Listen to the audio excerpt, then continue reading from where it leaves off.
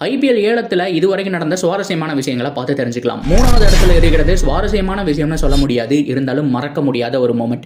2022 mega action அன்னைக்கு Hugh அப்படிங்கிறவர் தான் தொகுத்து வழங்கிட்டு இருப்பாரு. இந்த மாதிரி சோல்டு அன்சோல்டுன்னு சொல்லிட்டே இருக்கும்போது திடீர்னு மயங்கி விழுந்துருவாங்க. எல்லாருமே பதறி அடிச்சு போய் பார்த்தா ஆல்மோஸ்ட் டெத்துன்னு நினைக்கும் போது அந்த ஆக்ஷன் முடிஞ்சதுக்கு அப்புறம் எனக்கு எதுவும் ஆகலன்னு வீடியோ வெளியிட்டதுக்கு அப்புறம் தான் அவங்களுக்கு உயிரே வரும். ஸோ 2வது இடத்துல இருக்கக்கூடிய ஒரு விஷயம் சிஎஸ்கே பண்ணா தரமான சம்பவம் சொல்லணும். அதாவது கிங்ஸ் 11 பஞ்சாப் வந்துட்டு பிராவோவை ஏலத்தில் வாங்கி அவங்களுக்கு தான் சொல்லி செலிப்ரேட் பண்ணிட்டு இருக்கும்போது இருப்பா நாங்க வரோம் அப்படிங்கிற மாதிரி ஆர்டிஎம் யூஸ் பண்ணி பிராவோவை ரீடைன் பண்ணிடுவாங்க.